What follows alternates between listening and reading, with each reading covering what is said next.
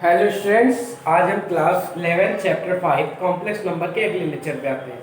कल के एक्सरसाइज में हमने ध्रुवीय रूप में बदलने को बताया था। मापांक क्या होता है, पूर्णांक क्या होता है किसी सममित संख्या का, और ध्रुवीय रूप में कैसे बदलते हैं उसको बताया था, और 5C के एक्सरसाइज के क्वेश्चनों को कराया था।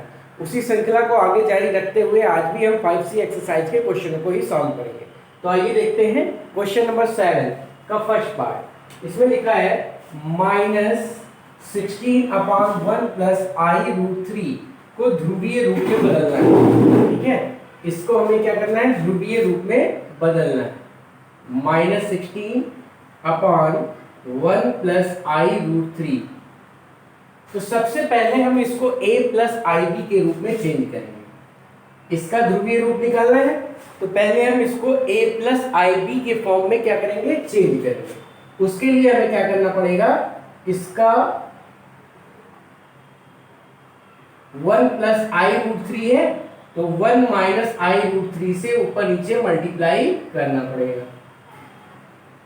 1 माइनस i√3 से ऊपर नीचे क्या करेंगे, मल्टीप्लाई करेंगे। ठीक है, तो क्या आ जाएगा,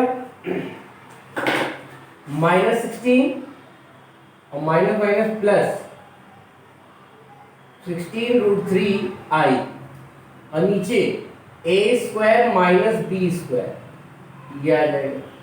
ठीक है, 3i², तो नीचे हो जाएगा 4, -16 प्लस 16√3i/4। इसके नीचे भी कर देंगे, इसके नीचे भी कर देंगे, तो ये आ जाएगा -4 प्लस 4√3i।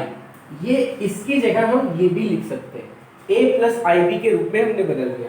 अब इसको हमें क्या करना है, ध्रुवीय रूप में बदलना है। -4 प्लस 4√3i को मान लेते हैं r cos theta plus i sin theta. ये ध्रुवीय रूप होता है। अब अगर हमें r और थीटा पता चल जाए तो हमें काम हो जाएगा। ठीक, तो यहां से r cos थीटा बराबर क्या आ जाएगा, -4, समीकरण 1 कर लो। r sin थीटा बराबर क्या आ जाएगा, 4√3, ये समीकरण 2 कर लो। दोनों का स्क्वायर करके जोड़ दो, तो जब दोनों का स्क्वायर करके जोड़ेंगे तो ये r² cos स्क्वायर थीटा, ये r² sin square theta, r² common ले लेंगे, आ जाएगा cos square theta plus sin square theta. और इस साइड में क्या आ जाएगा, 16 प्लस इसका क्या करेंगे तो ये 16 के 48, 48 आ जाएगा। ठीक है, इसका स्क्वायर किया, इसका स्क्वायर किया, फिर दोनों को ऐड कर दिया, तो यहां से आ जाएगा r² = 8 से 14, ये 64 आ जाएगा। और ये किसका स्क्वायर होता है, 8 का, तो r बराबर क्या आ जाएगा, 8। r की वैल्यू क्या आ गई, 8। अब हमें थीटा निकालना है, तो थीटा क्या होता है, थीटा होता है tan इनवर्स y/x। तो y की वैल्यू क्या है, 4√3/-4, यानी -√3 आएगा। क्या आएगा, -√3, या इसको ऐसे भी लिख सकते हैं, tan थीटा = -√3। √3 किसकी वैल्यू होती है, 60 की। √3 किसकी वैल्यू होती है, 60 की। अब देखो -√6 लिखा है, तो हमने बताया था कि ये जो पहला चतुर्थांश होता है, इसमें जितने भी रेशियो होते हैं सब पॉजिटिव होते हैं। दूसरा चतुर्थांश होता है, इसमें tan जो होता है वो निगेटिव होता है। हमें tan से मतलब है, ठीक है, tan क्या होता है, निगेटिव होता है। यानी ये जो है वो दूसरे चतुर्थांश की चीज है, यानी 180, ये 90 180 से थोड़ा सा कम अगर या कम करेंगे तो हम किसमें आ जाएंगे, द्वितीय चतुर्थांश में। तो हम इसको लिख सकते हैं tan 180 - 60, tan 180 - 60 बराबर -tan 60 होता है। तो tan 60 की जगह ये लिख सकते हैं, -tan 60 की जगह, तो ये क्या हो जाएगा, tan 120। तो थीटा इक्वल टू क्या आ जाएगा, 120। ये थीटा की वैल्यू निकल गई। ठीक है, हमें r से मतलब था और थीटा से मतलब था, तो हमारा जो -4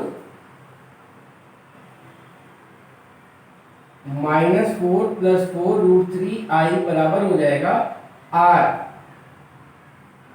cos theta plus i sin, ये वैल्यू आ गई।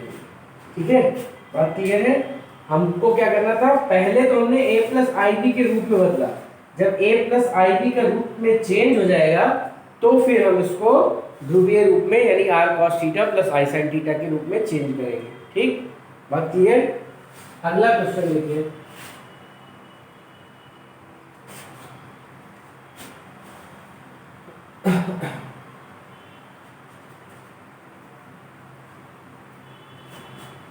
अगले क्वेश्चन में कह रहा है, 9 क्वेश्चन है, सिद्ध करना है, सिद्ध कीजिए सभी संख्या ये निरूपित बिंदु संरेख है। ये जो बिंदु तीनों दिए गए हैं, ये तीनों बिंदु संरेख है, ये हमको दिखाना है। तो पहले पॉइंट को हम Z1 से डिनोट कर लेते हैं, दूसरे को Z2 कहते हैं और तीसरे को Z3। ये हमने मान लिया, उनका नाम दे दिया Z1 Z2 Z3। ठीक है, हम Z1 माइनस Z2 निकालते हैं। Z1 माइनस Z2 यानी 5 प्लस 8i और माइनस 13 प्लस 20i, ये निकालेंगे। ठीक है, तो कितना आ जाएगा? 5 माइनस 8 और ये माइनस 20 हो जाएगा, माइनस 12i। ये Z1 माइनस Z2 हो जाएगा। मापांक यानी Z1 माइनस Z2 का मान निकालेंगे तो ये आ जाएगा √8 का स्क्वायर प्लस 12 का स्क्वायर, यानी कितना हो जाएगा? 64 प्लस 144, 4 यहाँ लिख देते हैं, ये आ जाएगा 4 4 8, 25 4 10 1 और ये 208। तो इसको लिख सकते हैं 16×13, ये आ जाएगा आपका 4√13। क्या आ जाएगा? 4√13। ये किसकी वैल्यू है? Z1 माइनस Z2 की का मॉड। ठीक, इसी तरह हम Z2 माइनस Z3 निकालेंगे। Z2 माइनस Z3 तो 13 माइनस 19 हो जाएगा प्लस i 20 माइनस 29 हो जाएगा, यानी ये कितना हो जाएगा? -7 नहीं 6, -6 और -9i। ये Z2 माइनस Z3, तो mod of Z2 minus Z3 क्या हो जाएगा? मॉड निकालते हैं तो क्या करते हैं?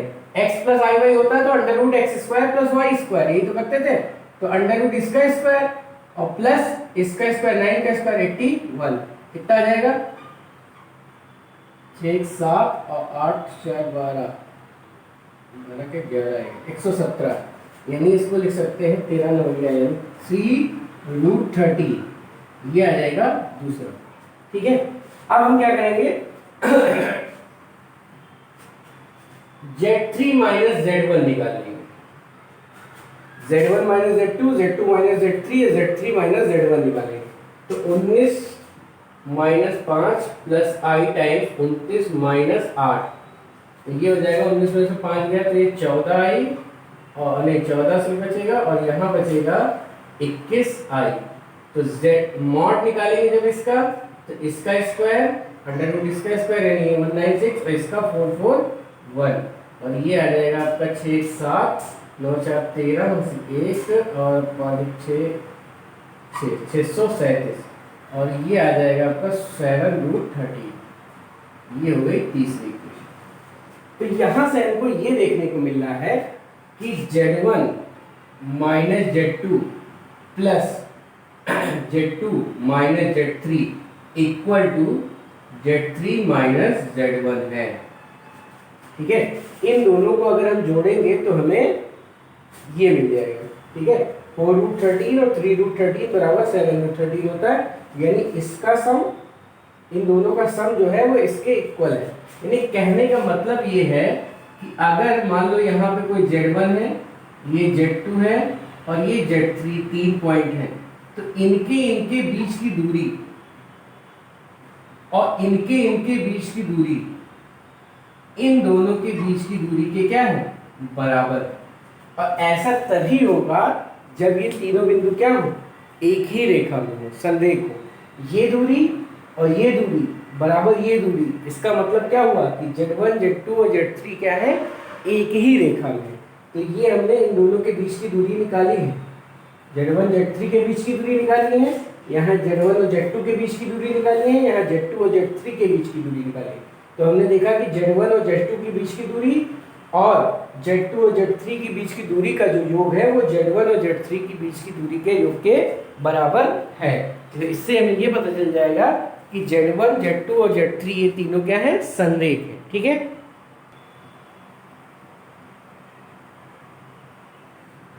आइए अगला क्वेश्चन देखते हैं। अगले क्वेश्चन में कह रहा है यदि चर सममित संख्या z x plus i Y इस प्रकार है कि z minus one upon z plus one का पूर्णांक पाई बाई 2 है, इसका जो पूर्णांक है वो पाई बाई 4 है। ठीक है, क्या है, पाई बाई 4। तो सिद्ध करना है x square plus y square minus 2y equal to 1। ठीक, तो देखो इसका पूर्णांक दिया है z minus one upon z plus one. तो पहले हम इसको a प्लस आई बी के रूप में लिख ले। z मतलब क्या, x plus i Y minus one और x plus i Y plus one, या ऐसे भी लिख सकते हैं x minus Y plus i Y और x plus one plus i Y, ये लिख सकते हैं। अब हम a प्लस आई बी के रूप में बदलना चाहते हैं तो हम क्या करेंगे, x प्लस वन माइनस आई वाई से ऊपर नीचे मल्टीप्लाई कर देंगे। ठीक है, ये हमने कर दिया। तो देखो यहां से क्या आ जाएगा, x प्लस वन का x माइनस वन से मल्टीप्लाई होगा, x अब i टाइम्स आई वाई का मल्टीप्लाई होगा x माइनस वन से, इसका इससे होगा तो आई वाई का मल्टीप्लाई होगा x प्लस वन से, और इसका जब इससे होगा तो minus i square y square आ जाएगा। नीचे देखो ये a plus b a minus b type का है, तो आ जाएगा a square minus B square आ जाएगा। ठीक है, ये हम क्या कर रहे हैं, a प्लस आई बी के रूप में चेंज कर रहे हैं और कुछ नहीं कर रहे हैं। तो ये हो जाएगा एक्स स्क्वायर माइनस वन, और यहां से देखो ये प्लस वाई स्क्वायर हो जाएगा। आयोटा का स्क्वायर क्या होता है, माइनस वन, तो ये प्लस, तो प्लस वाई स्क्वायर। ये रियल हमने एक साथ कर लिया। इमेजिनरी में देखो क्या क्या बचेगा, माइनस प्लस आई ले लेंगे, तो जब आई लेंगे तो यहां देखो क्या बचेगा, और y भी कॉमन ले लो, आई वाई कॉमन ले लिया, तो यहां बचा x प्लस वन और यहां बचा माइनस x प्लस वन, ये x x कैंसिल हो जाएगा। ठीक है, ये बचा आयोटा वाला पार्ट। और नीचे देखो क्या है, अलग अलग कर दे रहे हैं इसको भी, ये हो जाएगा ये प्लस हो जाएगा x प्लस वन का whole square plus y square, ये चाहो तो अभी एक साथ ही रखो। तो यहां से ये आ जाएगा आपका x square plus y square minus one, और ये हो जाएगा 2yi upon x plus one का होल स्क्वायर वाई स्क्वायर, और यहाँ पे आ जाएगा x प्लस वन का whole square y square plus y square.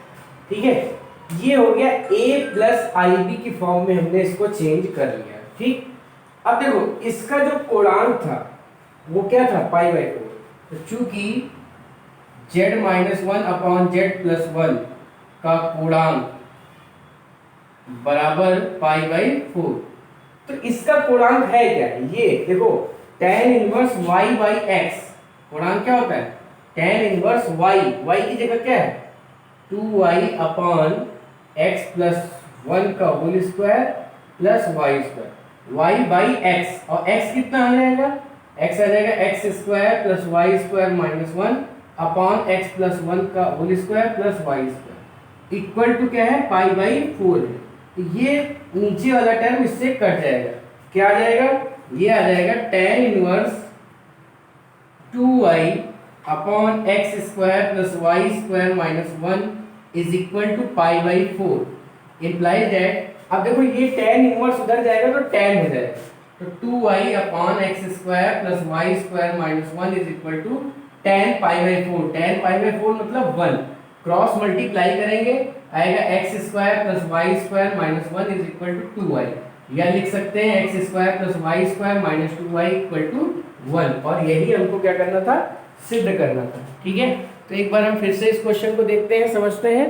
Question में कह रहा था कि समिस z is equal to x plus i y है, और इस तरह है कि z-1 अपान z+1 का जो गुणांक है वो π/4 है। तो पहले हमने क्या किया, z-1 और z+1 यानी x प्लस iy-1 और x प्लस iy+1 इसको हम a प्लस ib के रूप में बदलते हैं। ठीक है, इसको हमने क्या किया, a प्लस वही संयुग्मी से हर के संयुग्मी से गुणा करके a प्लस ib के रूप में हमने क्या किया, चेंज किया। तो जब a प्लस ib के रूप में हमने चेंज किया तो हमें a भी पता चल गया और b भी पता चल गया। और जो गुणांक होता है वो क्या होता है, tan inverse b by a। तो b की वैल्यू भी पता है, a की वैल्यू भी पता है। ठीक है, तो b बाई a हमने उसको रख के सॉल्व कर लिया। ठीक है, ये पूरा आपको सोल्यूशन दिखने लगा। ठीक, तो गुणांक जो है वो क्या है, π/4 है, यानी tan inverse b by a equal to π/4। Solve किया हमने और tan इनवर्स को जब उस साइड में ले जाएंगे तो tan π/4 हो जाएगा। tan π/4 यानी 1 हो जाएगा। तो 2y upon x square plus y square minus 1 is equal to क्या हो जाएगा, 1 हो जाएगा। क्रॉस मल्टीप्लाई करके सॉल्व करेंगे तो हमें जो रिजल्ट लाना था वो प्रूफ हो जाएगा। बात क्लियर है? ठीक है, तो आप लोग पूरा सोल्यूशन देखिए और समझिए। जो tan इनवर्स है जब उस साइड में जाएगा वो तो tan हो जाएगा। तो tan π/4 जिसकी वैल्यू क्या होती है, 1 हमने रख दी और क्रॉस मल्टीप्लाई कर दिया। अब कोणांक का मान हमने बताया था, अगर z is equal to x plus i y है तो कोणांक क्या होता है, imaginary part tan inverse imaginary part upon real part, यानी y अपान x, यानी i जिसके साथ होता है वो ऊपर और i जिसके साथ नहीं होता है रियल पार्ट वो नीचे, ये होता है। वही चीज हमने यहाँ पे की है। ठीक है, बात क्लियर? नेक्स्ट क्वेश्चन देखते हैं। नेक्स्ट क्वेश्चन में कह रहा है mod z-2 is equal to 2 mod of z-1। ये मॉड है, मॉड ऑफ z-1। तो सिद्ध करना है हमको, तो सिद्ध कीजिए कि mod of z square is equal to 4/3 real part of z। ये हमको प्रूव करना है। तो हम मान लेते हैं, माना z is equal to a plus ib। तो चूंकि z-2 is equal to 2 times z-1 का मॉड, ये दिया हुआ है। z की वैल्यू क्या है, a प्लस ib-2 और 2 टाइम्स a प्लस ib-1। ठीक, ये हो जाएगा। या इसको लिख सकते हैं a-2 प्लस ib और 2 टाइम्स a-1 प्लस ib। और मॉड हमने बताया था a प्लस ib अगर है तो under root a square plus b square हो जाता है। तो यहाँ पे अंडर रूट a-2 का whole square plus b square हो जाएगा, x square plus y square.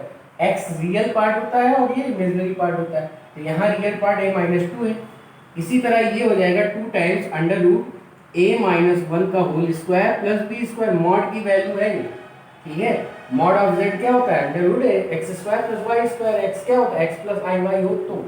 ठीक, यहाँ x की जगह ये है, y की जगह ये, x square plus y square.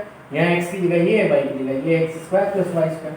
दोनों तरफ का स्क्वायर कर देते हैं। a-2 का whole square plus b square is equal to 4 a-1 का whole square plus b square, ये आ जाएगा।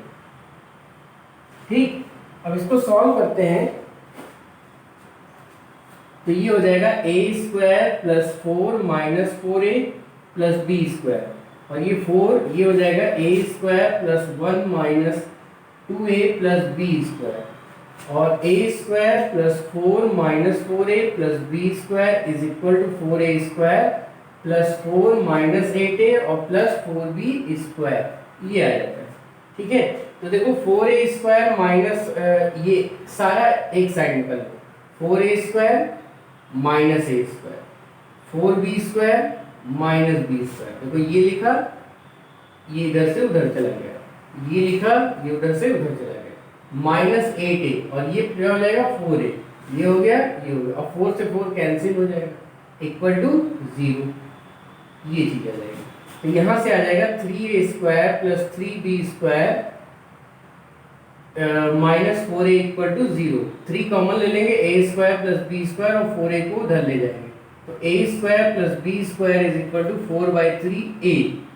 तो a square plus b square क्या है, देखो z अगर ये था तो मॉड ऑफ z क्या होगा, under root a square plus b square ही तो होगा।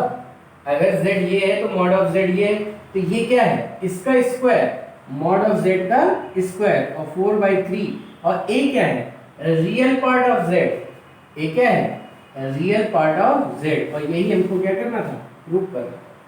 और क्लियर, ये जो चीज है वो क्या है मॉड ऑफ जेड का होल स्क्वायर है, क्योंकि मॉड ऑफ जेड क्या है under root a square plus b square, इसका रूट लगा नहीं है इसलिए स्क्वायर हो जाएगा। और ए क्या है रियल पार्ट ऑफ जेड है, बी क्या है इमेजिनरी पार्ट ऑफ जेड है, तो हमें ए मिल रहा है सिर्फ, तो हम उसको रियल पार्ट ऑफ जेड भी लिख सकते हैं। बात क्लियर, फिर से एक बार देख सकते हैं, तो माइनस जेड माइनस टू का mod equal to mod of z minus one दिया था, तो हमें ये प्रूव करना था mod of z square is equal to 4/3 real part of z. तो जेड हमने सब में संख्या मान ली a plus i b, z minus two का mod equal to z minus one का मॉड के बराबर दिया था, जेड की वैल्यू रख दी।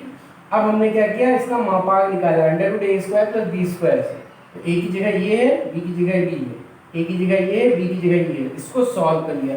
जब सॉल्व करते चले गए तो लास्ट में हमें a plus a square plus b square is equal to 4/3 a मिला, तो a square plus b square mod z square हो जाएगा, और a जो है वो रियल पार्ट ऑफ जेड है, ठीक है। और यही हमको क्या करना था प्रूव करना था। तो इस तरह ये क्वेश्चन आपका हो गया। क्वेश्चन नंबर 12 देखते हैं। क्वेश्चन नंबर 12 में कह रहा है मॉड ऑफ, ये जो आपका लिखा है ब्रैकेट, ये ब्रैकेट नहीं होके बल्कि मॉड, क्या है mod, mod of 1 minus i की power x is equal to 2 की पावर x दिया है कि अशून्य पूर्णांक हलों की संख्या बतानी है, जो ऐसे मतलब हमको सलूशन बताने हैं इसके जो अशून्य पूर्णांक हो, ठीक है।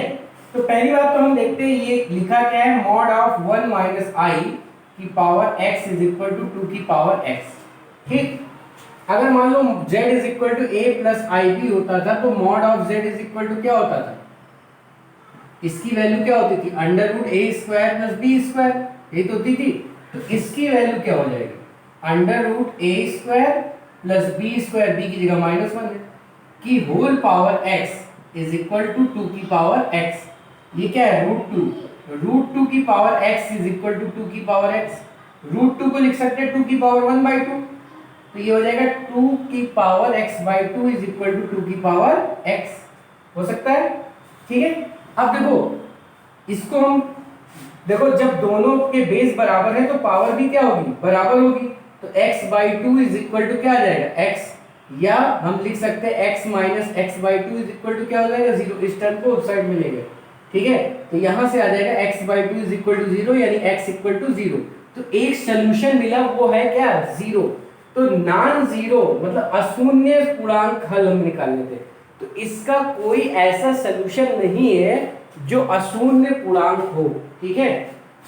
तो 1 माइनस आई की power x is equal to 2 की पावर x का कोई अशून्य पूर्णांक हल नहीं है, ठीक है। इसका मात्र एक हल है, वो भी क्या है 0 है, यानी x इक्वल टू 0 रखने पे ये क्या होगी ये समीकरण संतुष्ट होगी, और 0 को छोड़ के कोई भी मान ऐसा नहीं है जो इस समीकरण को क्या करे संतुष्ट करे।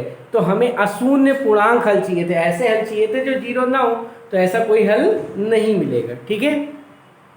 क्वेश्चन में देखिए क्वेश्चन नंबर जो है आपका 14, क्वेश्चन नंबर 14 में कह रहा है सिद्ध कीजिए mod of z1 plus z2 less than or equal to mod of z1 plus mod of z2, ये हमको सिद्ध करना है।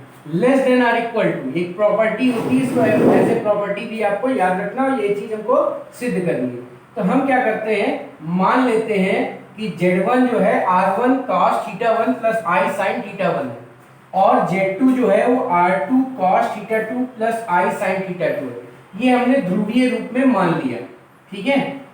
z1 का मान हमने ये मान लिया, z2 का मान ये मान लिया, r1 है यहाँ r2 है, यहाँ θ1 है यहाँ θ2 है, ठीक। अब हम z1 प्लस z2 करेंगे, तो जब z1 प्लस z2 निकालेंगे तो आएगा r cos, अब रियल पार्ट रियल से जुड़ेगा और इमेजिनरी पार्ट इमेजिनरी से जुड़ेगा, ठीक है। जब इन दोनों को जोड़ेंगे तो r cos θ1 plus r cos θ2 ये रियल पार्ट है, और आयोटा r sin θ1 और r sin θ2 ये इमेजिनरी पार्ट है, ये अलग हो जाएगा, ठीक है।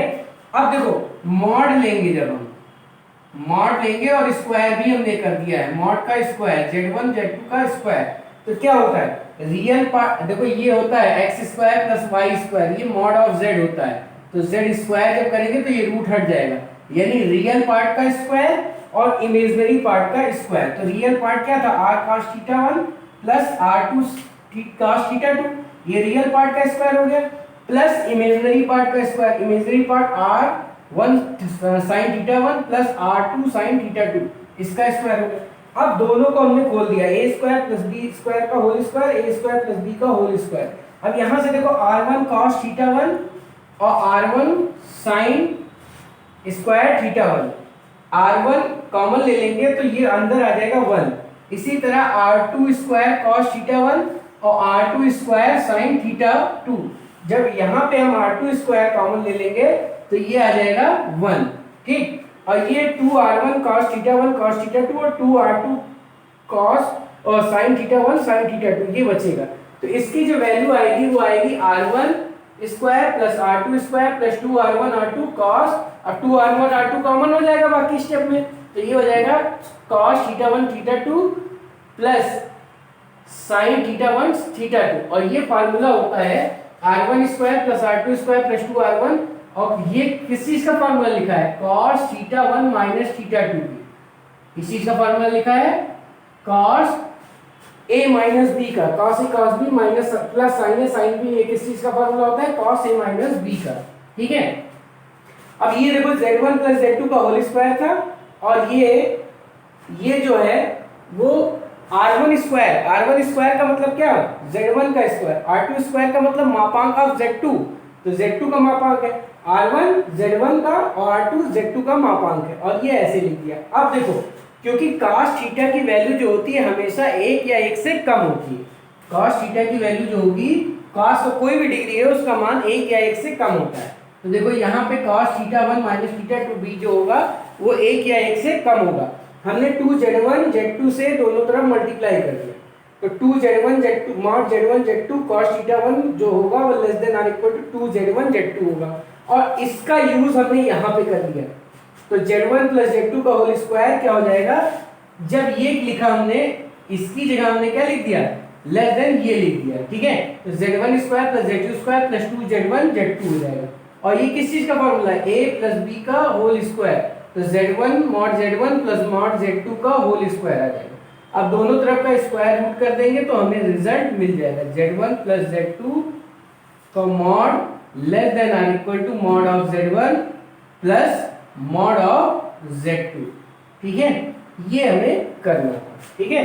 तो इस तरह इस एक्सरसाइज का समापन होता है 5C का। अगले लेक्चर में हम बताएंगे कि द्विघात समीकरण के बारे में, जो कि आपने हाई स्कूल में पढ़ा था, तो वहाँ काल्पनिक संख्या का यूज होता था कि रूट काल्पनिक है, लेकिन हम आयोटा का कहीं यूज नहीं करते थे।